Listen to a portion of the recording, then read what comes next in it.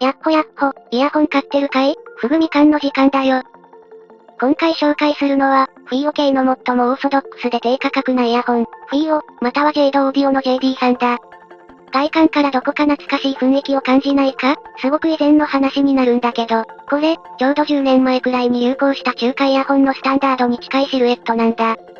なんで懐かしい外形になったかというと、内部構造の方もオーソドックスだから、9mm クラスのダイナミックドライバーを、寸胴鍋の構造の中に素直に配置。そして、微ケーブル負荷のケーブルと、2010年代、ハイブリッドイヤホンたちが出現する以前から、中華イヤホンで遊んでいた人たちには、何度も見た設計になってるんだな。ただし、もちろん、フィーオがそのまんまリバイバルするわけもない。このイヤホン独特の部分も含めて、詳しく見ていこうか。まずは、外装部分から。このイヤホンで最も目を引くのは、背面のデザインだ。完全金属製。今回はステンレスが採用された外装は、ノズル部分まで含めて、一体成形。背面のフェイスプレート部分のみ、開放度を得るために、メッシュプレートが入っているんだけど、左右で赤、青に分けられた、わかりやすいメッシュプレートの上に、帯と同じ、ステンレスの質感が楽しめる、デザイン性の高いフェイスプレートが配置されている。価格もあって、視聴せずに、この見た目で購入した人もいるんじゃないかな？切削によるシャープな造形で、これだけでも低価格イヤホンとしては、すごく強みのある設計だ。ケーブル部分も黒色ではないんだけど、一見、手触りが悪そうに見えるんだけど、しっかりと摩擦抵抗のない、スベスベとした皮膜のものが使用されているぞ。通常の黒いゴムケーブルより手触りが良いくらい。とはいえ、耳から直接垂らすとタッチノイズが乗りやすいので、耳の上にケーブルを引っ掛けて、ノイズを取り除く装着方法をお勧めしたいな。マイクは3ボタンの、Android 向けの設計。明らかに、スマホにそのままくっつけて使うことを前提にしている。価格帯的にもそういった仕様が想定されてるんだろう。せっかくなので、マイクによる録音を用意してみたぞ。音量なども一切無編集の状態で、普段配信で使っているマイクと聞き比べてみよう。おはようございます。こんにちは。こんばんは。レビューふぐみかんのふぐみかんです。こちらが通常のマイクで録音した音声になります。普段配信で使っている大きな USB コンデンサーマイクですね。ちょっと寝起きなので声が低いです。おはようございます。こんにちは。こんばんは。レビューふぐみかんのふぐみかんです。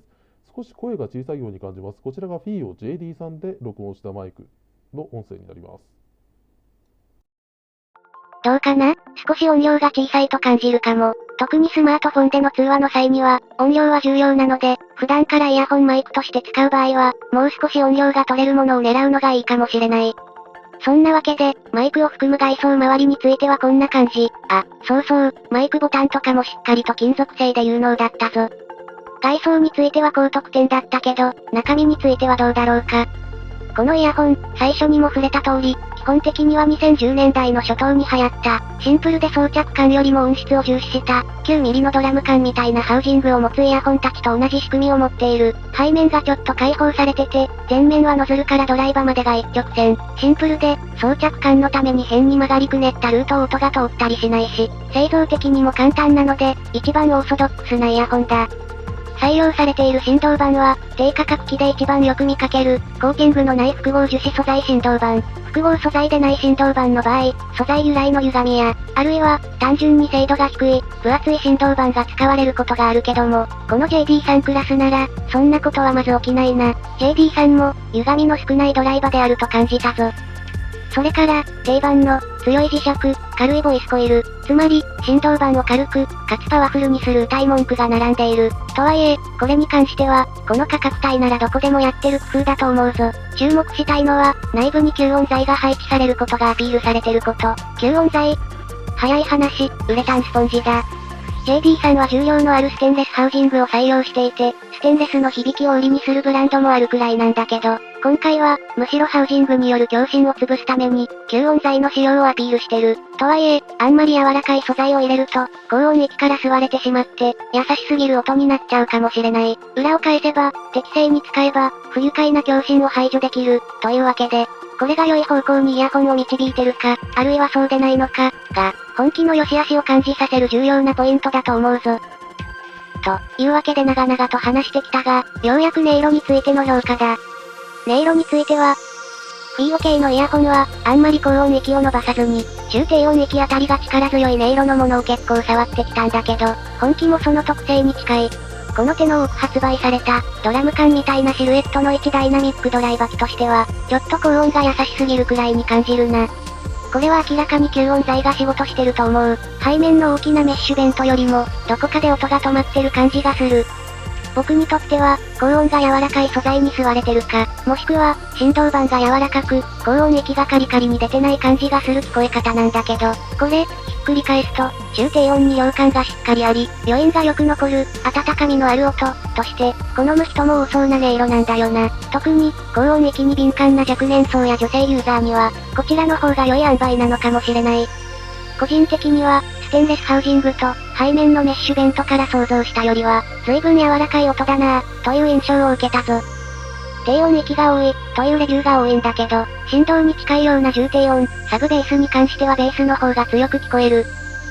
サブベースが欲しい人は、20軸系のダイナミックドライバーを購入するべきだ。でかい打楽器の迫力、というよりも、ギターのベース、とかの低音域に焦点が当たってる音色だな。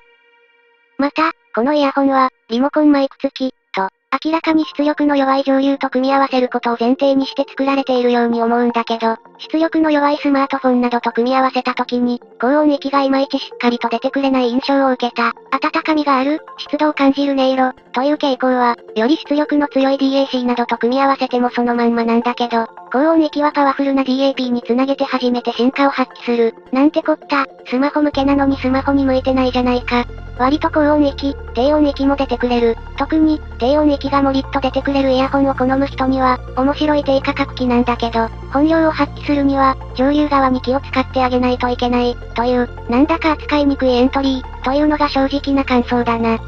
逆に言うと、高音がやたら誇張されて割れやすい音色になっているスマートフォンなんかも存在するので、そういったものを意識して作られている可能性もある。ただ、手元のスマホの場合、完全にスマホ側の弱点である、解像感が不足する、という状態に、悪い意味でシナジーが発動してしまっていて、